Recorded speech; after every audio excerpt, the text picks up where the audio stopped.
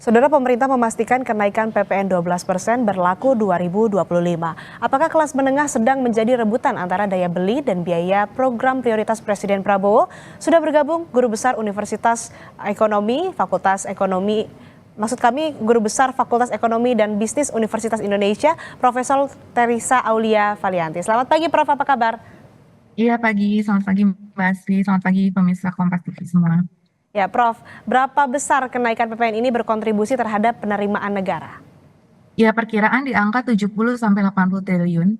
Jadi target pemerintah itu ingin mendapatkan tambahan sekitar itu tadi 70 sampai 80 triliun. Nah, kalau kita belajar dari tahun yang sebelumnya naik dari 10 ke 11 itu waktu itu sekitar 25 sampai 30 triliun ya, tetapi in reality bisa sekitar 50 T. Jadi untuk yang sekarang naik dari 11 ke 12 itu targetnya itu bisa berkontribusi bertambah 70 sampai 80 triliun dari total target pemerintah kan di 2025 itu 2100-an, 2180 triliun target penerimaan dari perpajakan. Oke. Targetnya bisa memberikan 70 sampai 80 triliun terhadap penerimaan negara. Nah, lalu PPN ini naik, apakah artinya memang negara butuh biaya untuk program prioritas seperti makan bergizi gratis dan hanya PPN sebagai sumber pembiayaan selain utang?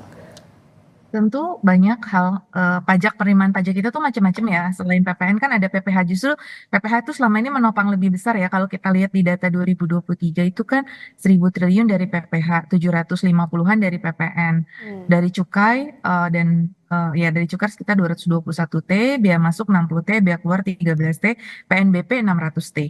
Jadi sebetulnya ya masih ada sumber-sumber lain gitu. Tetapi sebenarnya karena alasannya gini ya, kita katanya di bawah rata-rata negara OECD, karena mungkin Hmm. Indonesia punya target mau jadi negara OECD.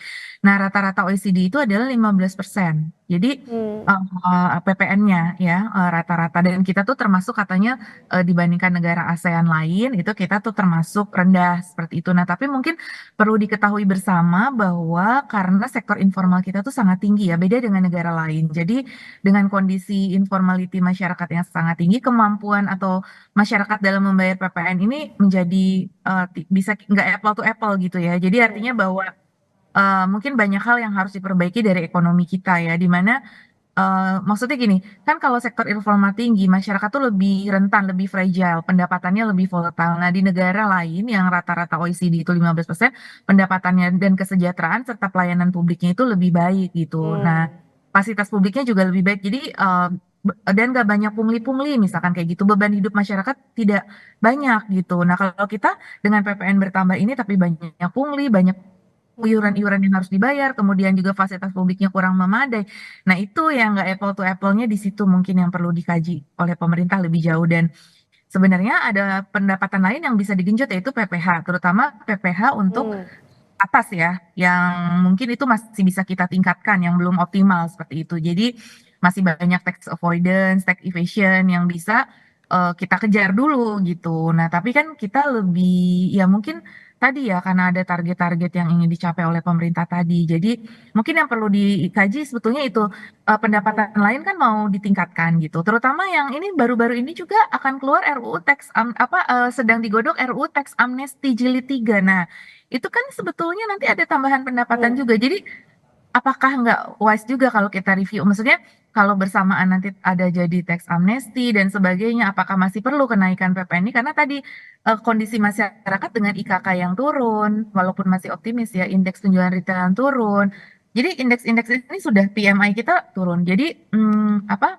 Indikator-indikatornya sedang menunjukkan ekonomi nggak terlalu sehat banget untuk menerima dampak dari kenaikan PPN. Tapi kalau pemerintah pun mau tetap ya tadi harus ada sejumlah kompensasi lah nanti untuk masyarakat memitigasi resiko-resiko negatif dari kenaikan PPN ini jika Hmm. memang harus dilakukan. Kemudian kan tadi disebutkan juga ada beberapa sumber begitu ya, katakanlah soal ataupun dari PPH begitu. Kira-kira berapa besar sumbangsinya terhadap penerimaan negara kalau dari PPH, Prof? Ya, nanti kan ada Cortex System ya. Dengan Cortex System ini pemerintah yakin bisa menaikkan sekitar, misalkan kalau PPH itu sekitar dulu 2023 itu 1000 T, bisa aja jadi 1100 T gitu misalkan ya, atau 1200. Karena dengan adanya Cortex System ini kemungkinan untuk melakukan tax avoidance itu menjadi lebih kecil. Nah, karena semua data sudah terintegrasi begitu ya. Jadi dengan data yang lebih terintegrasi, kemungkinan penyampaian laporan pajak yang kurang tepat itu menjadi lebih kecil, sehingga kemungkinan kebocoran itu juga semakin kecil. Nah, seharusnya ya bisa ada lah mungkin ke sekitar tambahan 100 sampai 200 T gitu ya dari Hmm. vortex sistem yang diterapkan ini kalau dugaan saya ya untuk PPh. Terus kalau kita misalkan mau kejar juga wajib-wajib pajak besar dan juga perusahaan-perusahaan besar seperti dengan adanya Simbara. Jadi kan Simbara itu supaya kan sekarang yang lagi booming kan sektor pertambangan. Nah, supaya pajak di sektor pertambangan itu dilaporkan secara baik, itu kan ada yang diterapkan juga Simbara gitu. Digitalisasi Hmm. perpajakan itu dilakukan secara masif. Dengan digitalisasi semua terdata dengan baik, itu juga harusnya bisa menghasilkan penerimaan pajak itu. Jadi sehingga sebetulnya mungkin banyak compensating lain yang bisa mengcover kalau PPN tidak jadi naik sebetulnya kalau Hmm. kita mau inovatif. Nah, tapi again mungkin pemerintah ada alasan lain seperti tadi ya karena ingin mengejar target seperti OECD dan lain sebagainya. Tapi tadi kita kalau bandingin tuh harus bandingin juga apple to apple dalam arti tadi informalitas kita masih tinggi, job masyarakat itu banyak di sektor informal. Nah, itu yang harus dilihat terus fasilitas publiknya seperti apa. Dan kemudian tadi tingkat kepatuhan PPR apa terhadap pembayaran pajak ini juga belum merata. Jadi prinsip keadilan ya. Kalau ini kan akan kena ke semua ya. Kalau Hmm. misalkan PPh kan hanya ke korporasi besar atau ke tadi individu-individu yang dengan pendapatan yang tinggi, yang mereka kemampuan untuk menyerap dampak negatif dari kenaikan pajak itu mereka lebih kuat gitu. Nah, kalau ini kan semua terdampak. Nah, ini yang kita khawatirkan ini yang nanti dengan daya beli masyarakat turun, pertumbuhan ekonomi turun, nanti akhirnya pajak sendiri itu bisa turun karena kan ada lever curve ya. Lever curve itu suatu Betul. titik optimum.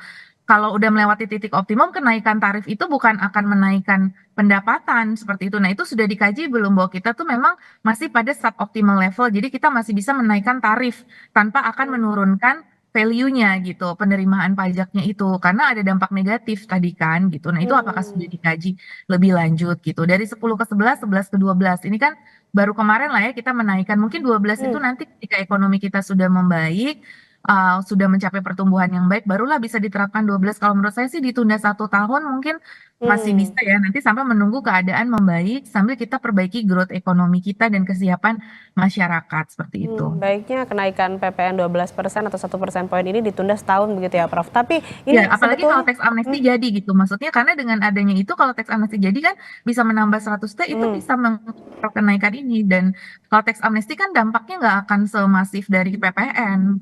Gitu. tapi sebetulnya sesulit itukah mencari alternatif pendanaan untuk APBN? Apakah kenaikan tax ratio juga jadi hal yang mustahil?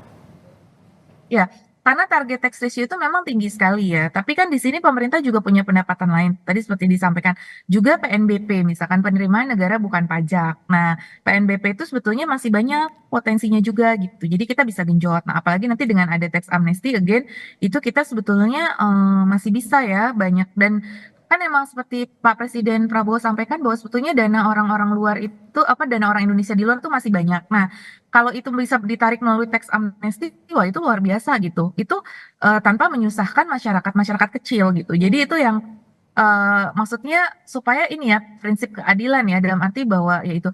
Tapi pemerintah memang sudah menyiapkan katanya mitigasi-mitigasi berupa sebetulnya untuk kelas menengah ini ada PPN DTP dan tidak semua sektor itu kena PPN. Ada sektor-sektor yang dikecualikan seperti sektor yang terkait dengan agriculture, sektor pendidikan kesehatan itu banyak dikecualikan dari PPN seperti itu sih ininya pemerintah terus kemudian pemerintah akan terus mendorong PPN DTP untuk perumahan untuk mobil listrik terus kemudian juga apa kur kayak gitu ya jadi Hmm.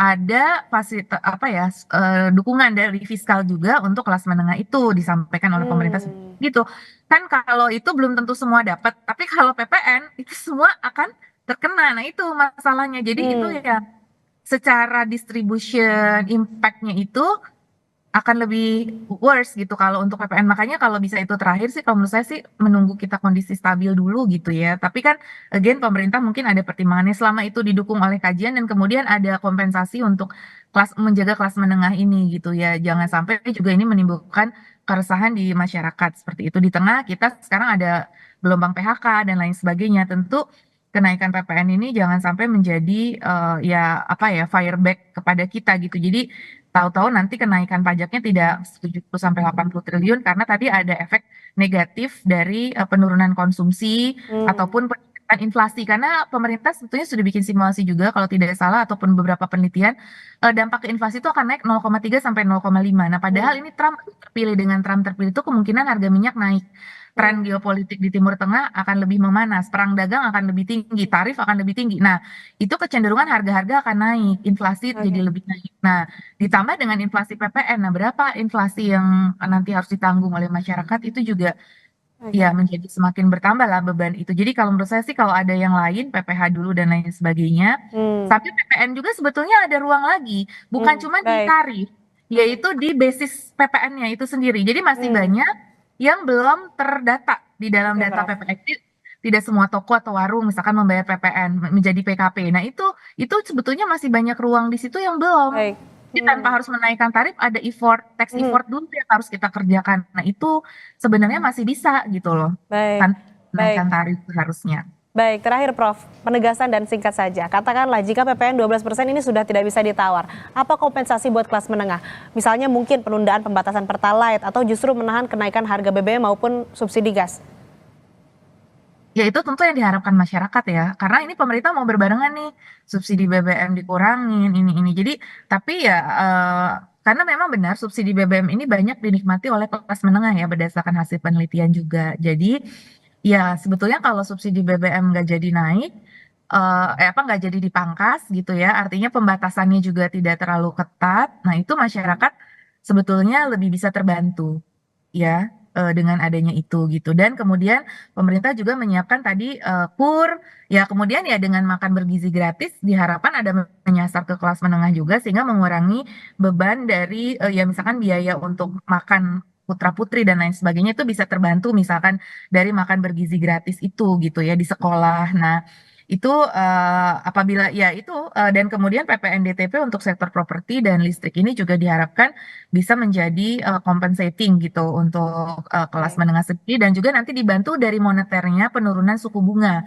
Karena harapan kita kan kita keluar dari higher for longer, suku bunga bisa turun. Nah, dengan penurunan suku bunga buat masyarakat yang punya cicilan itu kan diharapkan ada penurunan beban. Jadi koordinasi dengan moneternya juga sih bahwa kalau moneter itu suku bunga turun itu juga Hmm. bisa membantu memberikan ruang bagi kelas menengah seperti itu.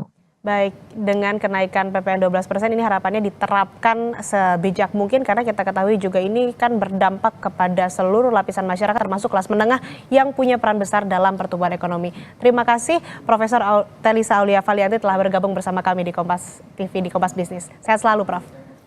Dan selalu terima kasih. Saudara Badan Pengelola Investasi Daya Anagata Nusantara atau BPI Danantara menjadi institusi baru yang dibentuk Presiden Prabowo Subianto. Akan ada 7 BUMN dengan aset 8.900 triliun rupiah yang bergabung. Apa sebenarnya Danantara dan siapa saja yang akan memimpin Danantara? Kompas Bisnis akan mengulasnya hari ini. Usai jeda, tetaplah bersama kami.